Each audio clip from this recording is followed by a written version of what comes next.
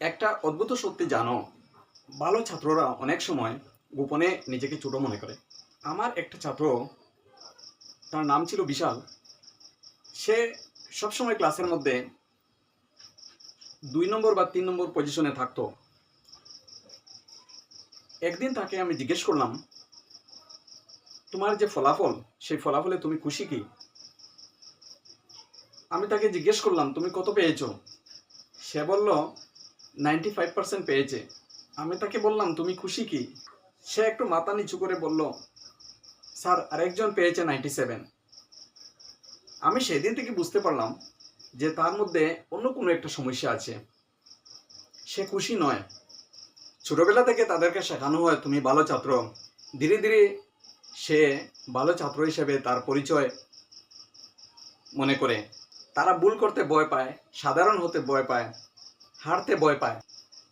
একবার পিছিয়ে পড়লেই ভাবে সব শেষ, সে আর ভালো ছাত্র নয়। তারপর তারা একবার বড় হয়, কলেজে যায়, চাকরি পরীক্ষায় বসে, আর দেখে পৃথিবীতে তাদের থেকেও বেশি মেধাবী ছাত্র আছে।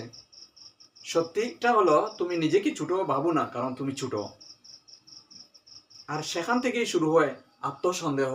সেভাবে আমি তো আর ভালো নয়, আমার থেকে আর অনেক ভালো ছাত্র আছে। আসলে তুমি নিজেকে ছোট ভাবো, কারণ তুমি সবসময় তোমার থেকে এগিয়ে থাকা মানুষটার দিকে তাকিয়ে থাকো। একবার পিছনে তাকিয়ে দেখো, আগে কিভাবে ছিলে, এখন কোথায় আছো। তখন বুঝবে তোমার আসল প্রতিযোগী অন্য কেউ নয়, তুমি নিজেই। গতকালের তুমি আর আজকের তুমি আর ভবিষ্যতের তুমি। আর শিখতে পারবে ভালো ছাত্র হওয়ার চেয়েও আরও বেশি গুরুত্বপূর্ণ একটি জিনিস, যে তুমি নিজেকে যথেষ্ট ভাবা। প্রত্যেক দিন একটু একটু করে বেটার হওয়ার চেষ্টা করা, এটাই সবচেয়ে বেশি ইম্পর্টেন্ট। আর যদি আমরা এইভাবে করতে থাকি, তাহলে আমরা একদিন আমাদের লক্ষ্যে পৌঁছতে পারবো। ভিডিও ভালো লাগলে একটি লাইক দিয়ে দেবেন। ধন্যবাদ।